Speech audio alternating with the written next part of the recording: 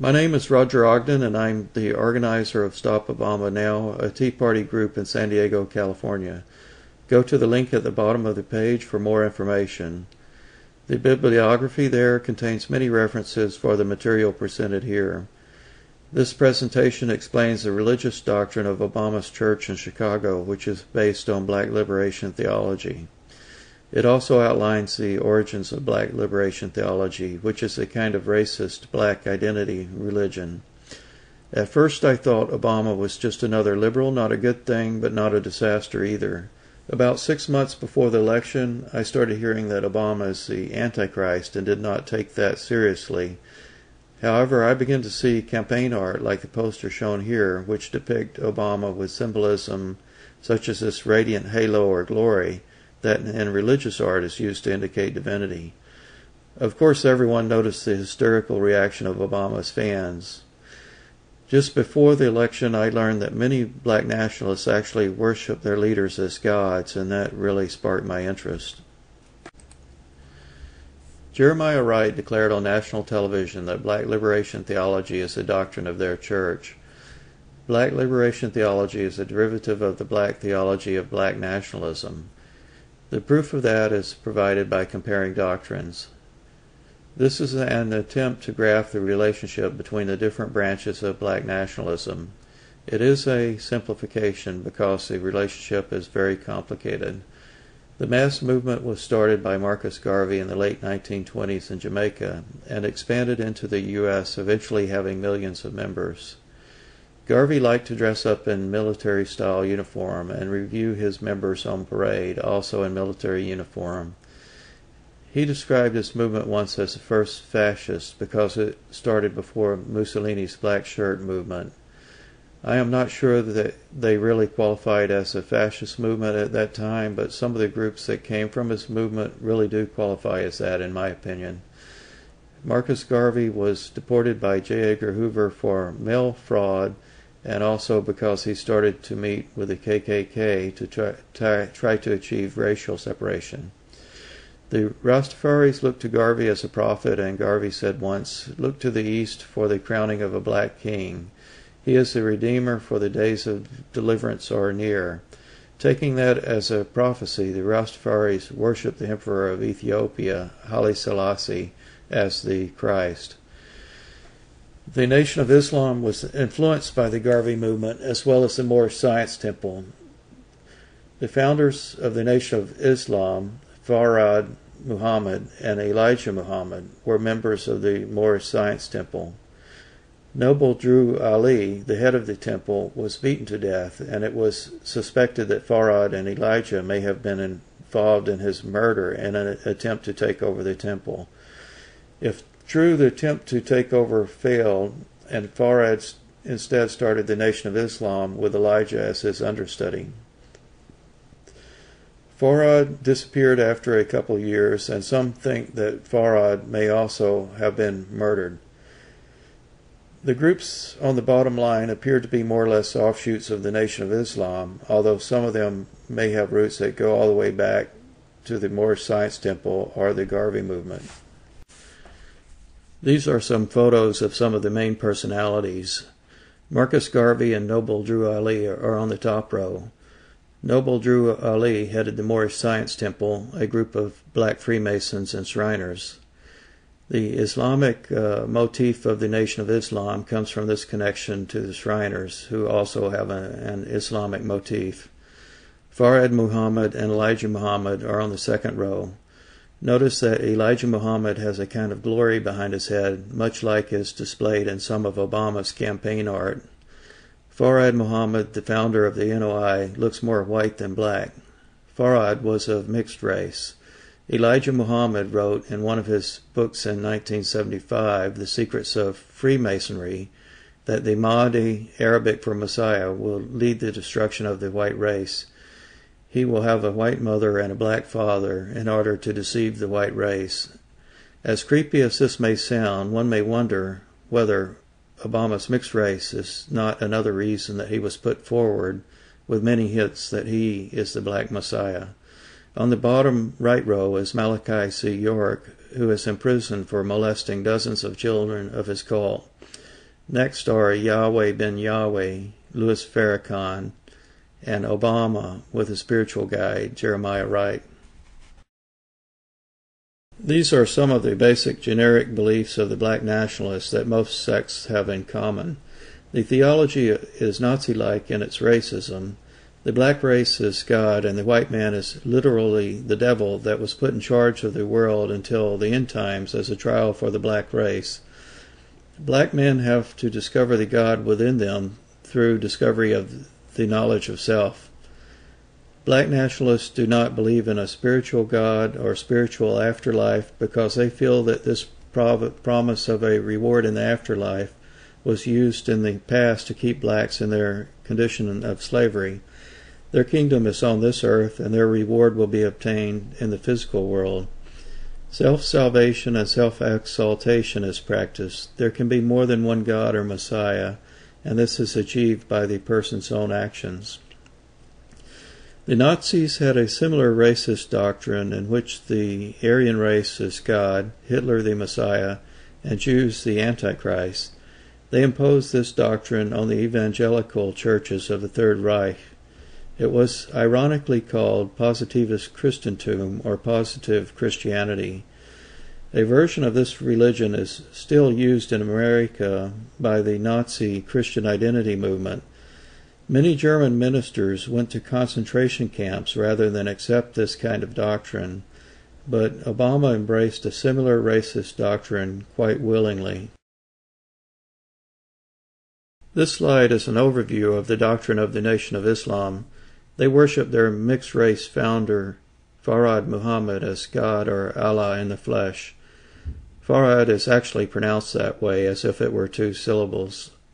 Elijah Muhammad, Farad's understudy, is a prophet of the Nation of Islam, whose works are considered scripture. The belief is genocidal in that destruction of the white race in America will produce a millennial kingdom on earth, which will be a physical entity and a historical event. Elijah Muhammad predicted a race war for the start of Armageddon by about 1970, but also a giant spaceship piloted by their founder is prophesied to return and destroy the white race. Obviously, this is not Orthodox Islam as many people think it to be. Considering that it is a relatively small movement, members have committed a disproportionate number of heinous crimes. Farad Muhammad wrote a kind of catechism for the Nation of Islam, and in that catechism there was a mandate that every black Muslim should sacrifice 4 white people. There was at least one incident in Detroit in the early days where a person associated with the group was caught sacrificing his white roommate. Some speculate that Farad's disappearance may have been due to his being sacrificed himself. These are a few examples of the crimes committed by branches of this cult religious movement. The zebra killings were serial murders of white people in San Francisco in 1973 and 1974. 4 members of the Nation of Islam paramilitary were convicted of killing 16 whites. The victims were hacked to death with machetes or shot to death with a .32 caliber pistol. One 84-year-old man was shot while rummaging through a trash bin. In what seemed to be a mockery of Christmas, one homeless man was kidnapped during the holiday, carved up and bound like a turkey, and dumped in the ocean.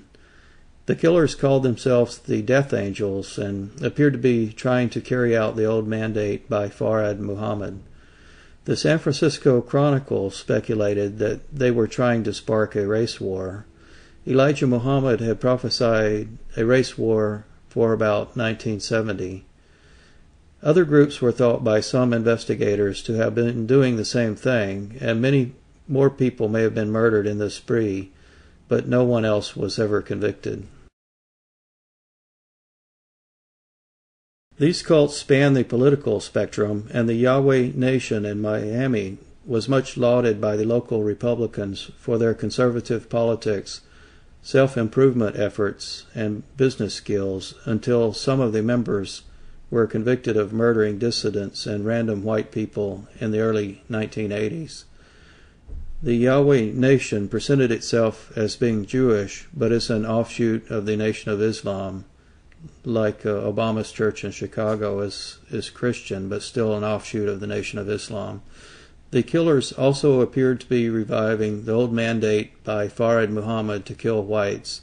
The killers also called themselves Death Angels. The DC sniper was a member of the Nation of Islam's paramilitary, the Fruit of Islam.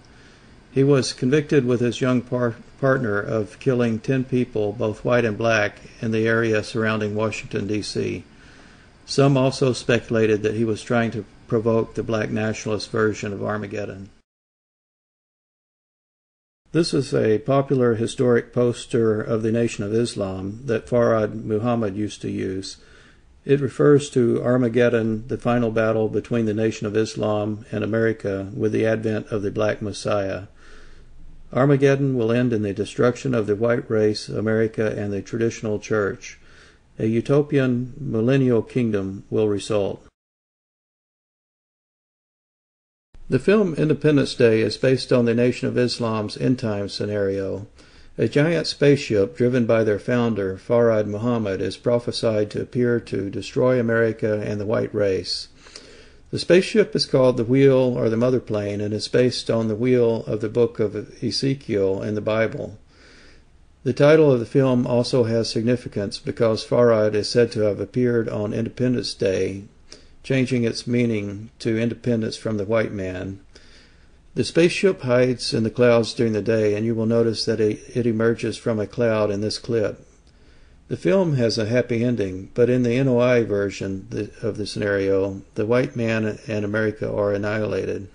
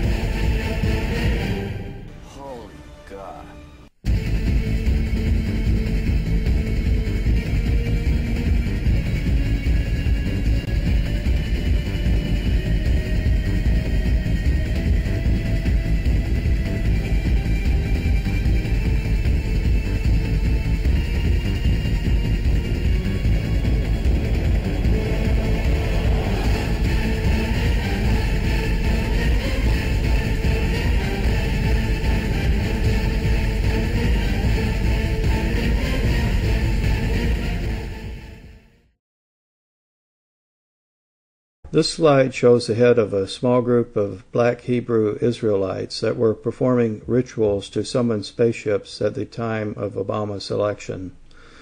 The black Hebrew Israelites are another offshoot of the Nation of Islam, and they have their own leader who is living in Israel. There have been a number of clues like this that indicate that other black nationalists recognize Obama as a fellow black nationalist. If someone like Alan Keyes had been elected president, it seems very doubtful that any black nationalist would have been attempting to summon spaceships for him. The following is a clip of the former spokesman of the Nation of Islam and head of the new Black Panther Party, calling for the extermination of white people in South Africa. He was forced out of the Nation of Islam due to complaints from Jewish groups, but in reality his speech is in accordance with Nation of Islam doctrine. Such hate rants by Khalid Muhammad, King Samir Shabazz, or Jeremiah Wright are not just individual acts by isolated racists, but a reflection of the overall Black nationalist doctrine. When Wright preached "Goddamn America," that was not just his opinion, but one of the basic tenets of genocidal Black Liberation Theology, and Obama certainly knows very well what that doctrine is. I said, if we're going to be merciful, we give them 24 hours in South Africa to get out of town by sundown. I say, if they don't get out of town, we kill the men, we kill the women, we kill the children, we kill the babies, we kill the blind, we kill the cripple, we kill the crazy, we kill the faggots, we kill the lesbians. I said, God damn it, we kill them all. Kill them all. Why kill the women? First, why kill the babies? They're just little innocent blue-eyed babies. Because, God damn it, they're going to grow up one day to rule your babies. Kill them now. Why kill the women in South Africa? I said kill the women because the women are the military manufacturing center. And every 9 months they lay down on their backs and reinforcement rolls out from between their legs. So shut down the military manufacturing center by killing the white woman. Why kill the elder crackers, the old crepit crackers in South Africa? How in the hell you think they got old? They got old oppressing and killing black people. Yes, sir. I say kill the cripple, kill the elf, kill all, God got it. Kill them all. Kill the faggot, kill the lesbian. And after you kill them all, I said that day about Mandela to let you know what he really knows about me, don't know a damn thing. I said then you go to the goddamn grave and dig them up and kill them a goddamn again because they didn't die hard enough.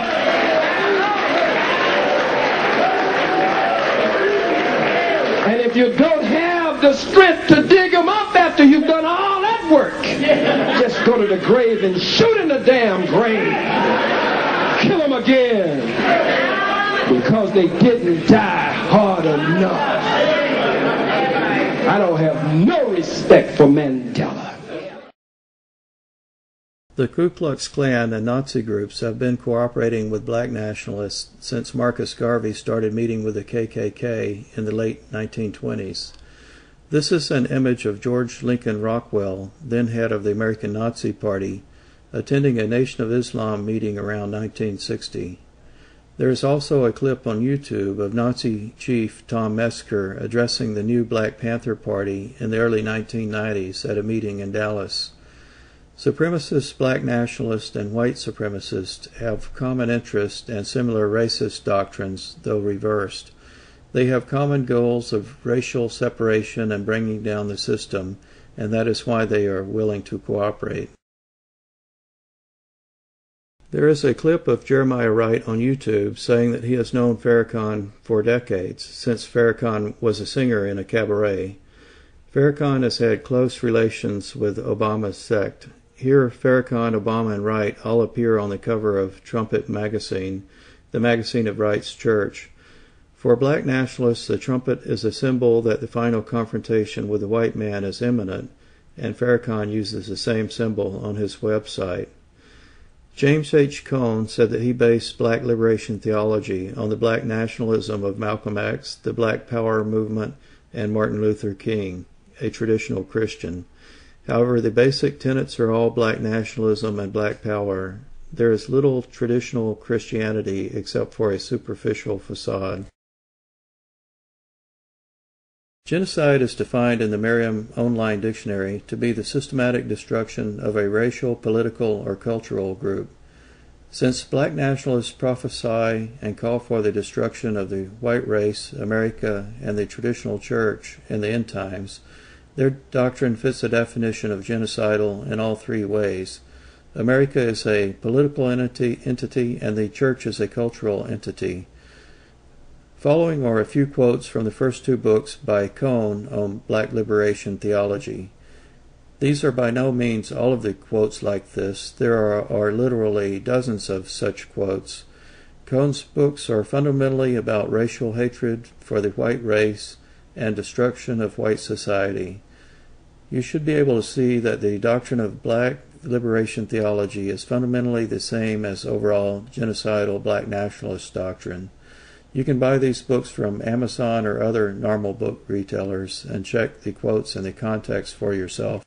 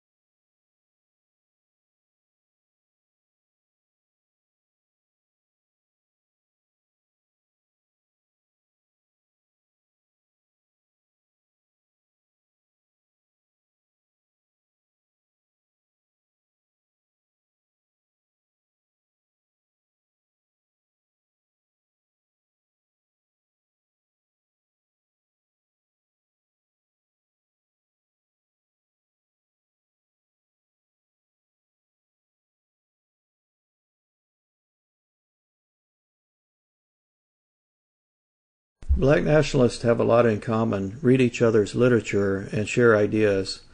Black Liberation Theology is written a little less direct than the doctrine of the Nation of Islam. However, it is not clear that Right Sect does not accept the more explicitly written beliefs of the Nation of Islam as being as valid as their own literature, especially since Obama's sect has such a close relationship with Farrakhan and his black cult. This is a collection of a few clips of Farrakhan that illustrate his beliefs.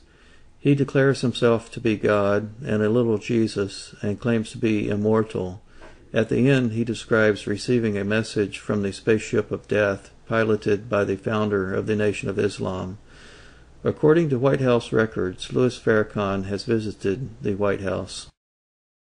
When you define a human being by limited things, you have already limited me by definition. I am more than earth.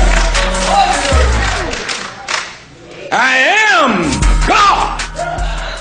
God said that the white race is a race of devils. I didn't say it. I just believe it because of their actions and their history. Show me the saintly ones. And that is why Barack has captured the youth. And he has involved young people in a political process that they didn't care anything about. That's a sign. When the Messiah speaks, the youth will hear. And the Messiah is absolutely speaking. When John baptized Jesus, he said, I baptize you with water, but there's one coming after me that will baptize you with fire. Why fire? Because nothing remains in its present form when fire touches it. America must be burned. Listen to me, because I really don't care no more about what anybody thinks. Because if we're going to go down this road and make a covenant, we can't make another covenant with death. Let the word go forth to the ends of the earth. God is in person today, and he is manifesting his power in the West. He wants to make himself known. So he has allowed Russia to go down, everything to go down, leaving America as the only game in town because she's his meat. He said, I'm going to destroy America by myself.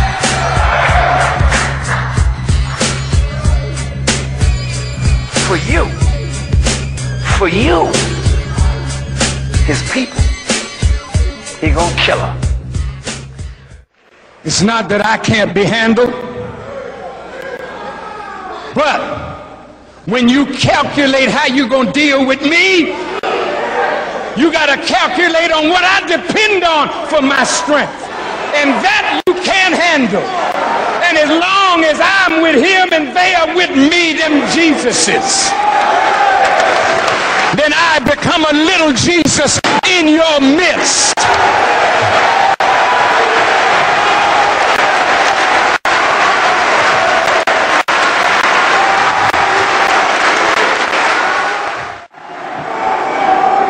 You're not going to mistreat me and get away with it. I threaten the government. Whatever you want to do, come on and do it. I'll prove to you that I'm backed by God, and my God will wipe this country from the face of the earth.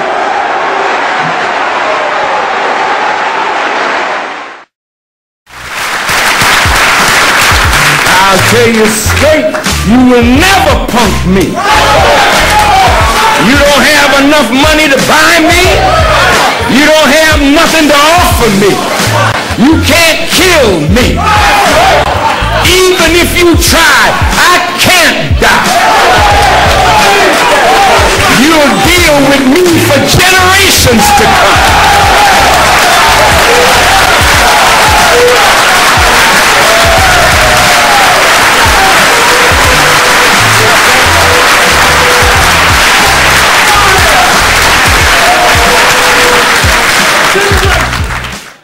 And in a tiny little town called Tepostland, there's a mountain on top